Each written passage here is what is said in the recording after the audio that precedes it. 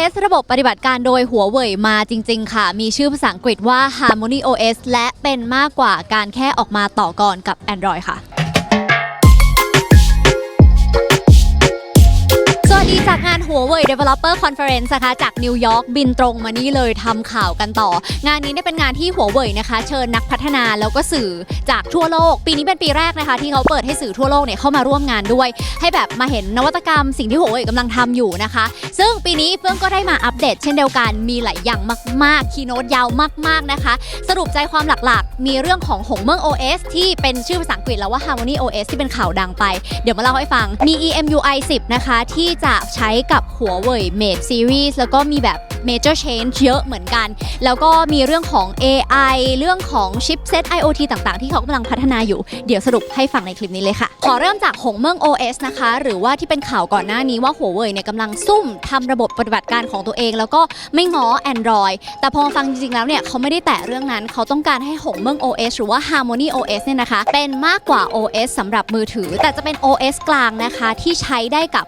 ทุกอย่างไม่ว่าจะเป็น Smart Device ต่างๆนะคะ Smart Watch Wearable ต่างๆใช้กับ Smart Home อะไรแบบนี้ทำได้หมดเลยค่ะด้วยหงเมิ่งค่ะหัวเว่ยเขาเชื่อค่ะว่าในอนาคตเนี่ยคนเราจะต้องมีความต้องการให้ทุกๆอย่างเชื่อมต่อกันแบบไร้รอยต่อและเชื่อมต่อตลอดเวลานะคะดังนั้นเขาจึงต้องการพัฒนา OS กลางที่ใช้ได้กับทุกๆอย่างค่ะปัจจุบันนี้เนี่ยสิ่งที่เราเห็นนะคะส่วนใหญ่ก็จะแยก OS กันมี Watch OS Wear OS สำหรับนาฬิกาใช่ไหมของฝั่ง Android กับ iPhone หรือว่าก็จะมีแบบระบบปฏิบัติการสำหรับคอมระบบปฏิบัติการของมือถืออะไรอย่างนี้แต่ว่าเขาตั้งใจให้ Harmony OS นะคะเป็นระบบปฏิบัติการกลางค่ะที่นักพัฒนาแอปทีเดียวจบแล้วก็สามารถเอาไปใช้ได้ในทุกๆ device เลยนะคะถามว่าหงเมิ่ง OS ดีกว่ายังไงหงเมิ่ง OS เป็นระบบที่เบากว่านะคะก็คือไม่กินพื้นที่เครื่องเยอะทำงานคล่องตัวเร็วกว่าแล้วก็ปลอดภัยกว่าค่ะถามว่าเขาทำได้ยังไงนะคะสถาปัตยกรรมที่เขาใช้นะคะเป็น distributed architecture modular base ใช้ micro kernel นะคะศัพท์วิชาการเยอะนิดนึงแต่ว่าพูดให้เห็นภาพง่ายๆก็คือเขาย่อยทุกๆอย่างให้มันเล็กลงเป็นโหนดของตัวเองทำให้รากฐานของการเขียนโปรแกรมเนี่ยมันเป็นอันเล็กๆเป็นอิสระออกจากกันแล้วก็จะมีเลเยอร์ที่ทำหน้าที่เปลี่ยนโหนดเล็กๆเหล่านี้นะคะให้เข้ากับแต่ละ device ไปด้วยตัวเองนะคะถามว่าแบบนี้ดียังไงนักพัฒนาก็เขียนแอปได้ง่ายขึ้นนะคะไม่ต้องมานั่งแบบเรียนหลายๆภาษาและเขาก็เอื้อเต็มที่นะคะในการที่มีตัวกลางที่ช่วยแปลภาษาที่นักพัฒนาใช้กันอยู่อย่างเช่น Java ภาษา C ภาษาอะไรต่างๆเนี่ยให้สามารถใช้กับหงเมิ่ง OS ได้ด้วยนะคะถามว่าดียังไงนักพัฒนาก็สามารถพัฒนาแอปได้ครั้งเดียวจบใช้ได้ครบทุก device ที่รันด้วยหงเมิ่ง OS แล้วก็ยังไม่จำเป็นจะต้องเรียนภาษาใหม่ค่ะใช้ภาษาที่ตัวเองเป็นอยู่ก็สามารถแปลงได้และแน่นอนนะคะยุคนี้เราก็ต้องเป็นห่วงเรื่องของความปลอดภัยค่ะด้วย Harmony OS หรือหงเมิ่ง OS เนี่ยทำให้ระบบปลอดภัยมากกว่า Android ที่เราใช้อยู่ในปัจจุบันเพราะว่า Android เนี่ยเขาจะครอบด้วย root ใช่ไหมคะถอด root ออกมาได้ปุ๊บถอดรากออกมาได้ก็สามารถเข้าถึงข้อมูลได้ทั้งหมดแต่ด้วยหงเมิ่ง OS นะคะเขาแบ่งสถาปัตยกรรมออกเป็น2เลเยอร์ค่ะคือ micro kernel แล้วก็ external kernel ล็อกแยกเป็นเรื่องเลยเรื่องหนึ่งเรื่องเนี่ยก็คือมีกุญแจไว้ปลดล็อกอย่างละอันนะคะไม่ได้แบบเหมือนมี master key ที่ไขได้ทีเดียวแล้วเข้าถึงข้อมูลได้ทั้งหมดเหมือน Android ที่เราใช้กันอยู่นะคะ Harmony OS นี้นะคะเริ่มพัฒนามาตั้งแต่ปี 2017 ค่ะแล้วก็ที่หลายคนสงสัยว่าสรุปแล้วหัวเว่ยจะเอามาใช้แทน Android เลยหรือเปล่าตอนนี้ไม่เป็นอย่างนั้นนะคะเขายังรักษาฐานผู้ใช้ Android แล้วก็รักษาความสัมพันธ์อันดีกับทาง Google ไว้อยู่นะคะเพราะว่าเชื่อว่าในจีนเนี่ยอาจจะทำได้ให้คนย้ายมาใช้หงเมิ่งอะไรเงี้ยแต่ว่าลูกค้าอีกทั่วโลกเนี่ยน่าจะยังติดกับบริการของ Google ซึ่งหัวเว่ยน่าจะเข้าใจเรื่องนี้ดีนะคะตอนนี้เขาเป็นแบรนด์สมาร์ทโฟนอันดับที่2ของโลกก็เลยเน้นให้ Harmony OS เนี่ยใช้กับอุปกรณ์ IoT อย่างอื่นไปก่อนนะคะแต่ริชาร์ดอยู่ CEO เนี่ยเขาก็พูดบนเวทีนะคะว่าจริงๆแล้วถ้าสมมุติเกิดเหตุฉุกเฉินอะไรอีกเนี่ยเขาสามารถใช้เวลาแค่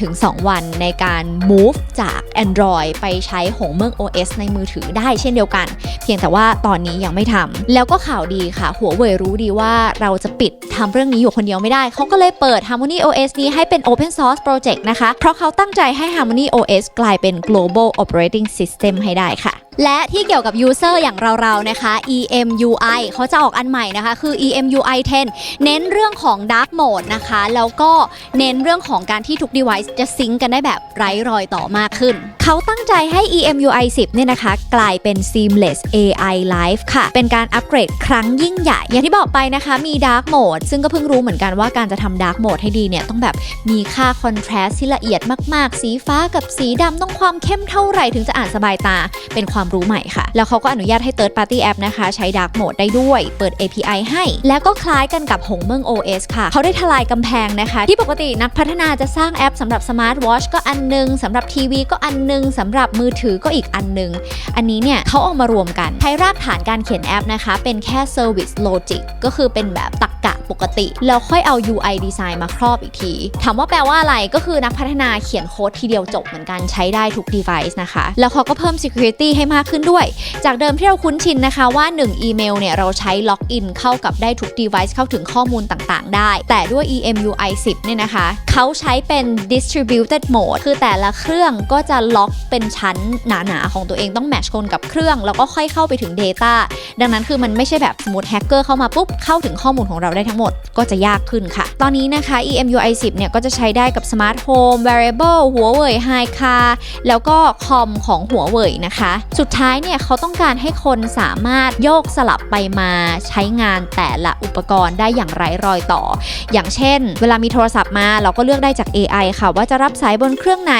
มือถือทีวีลำโพงหรือคุยอยู่ในมือถืออยากจะเปลี่ยนเป็นใช้ทีวีรับสายก็ทำได้นะคะหรืออย่างเราทำงานในมือถืออยากจะโอนไฟล์เข้าคอมเราก็แค่ใช้ NFC นะคะแตะมือถือเข้ากับคอมปึ๊บส่งไฟล์ทำมัลติสกรีนได้ทันทีหรือแม้กระทั่งเราขับรถแล้วใส่นาฬิกาถ้ารถตรวจจับได้ว่าเราง่วงแล้วก็จะส่งสัญญาณมาที่นาฬิกาที่ข้อมือเราให้สั่นนะคะหรือว่าถ้าเราจะคุยโทรศัพท์ FaceTime เนี่ยเขาก็จะเปลี่ยนไปใช้กล้องที่รถแทนเป็นต้นค่ะ EMUI 10 นี้ยังคงรันอยู่บน Android นะคะแต่ก็มีแนวโน้มเหมือนกันว่าถ้าหงเมิ่ง OS ทำได้สำเร็จ EMUI อาจจะย้ายไปรันบนหงเมิ่งก็ได้ค่ะและเห็นได้ชัดนะคะว่า Huawei กำลังพยายามสร้าง Ecosystem ของตัวเองนะคะอะไรที่ใน Android มี Huawei มีเหมือนกันในรูปแบบที่ดีขึ้น Advance ขึ้นค่ะใครที่ใช้ Huawei อยู่คงคุ้นๆกันอยู่แล้วอย่างเช่นแอป Gallery ก็เหมือนเป็น App Store ของตัวเองแต่เขาก็จะมีความ Advance กว่า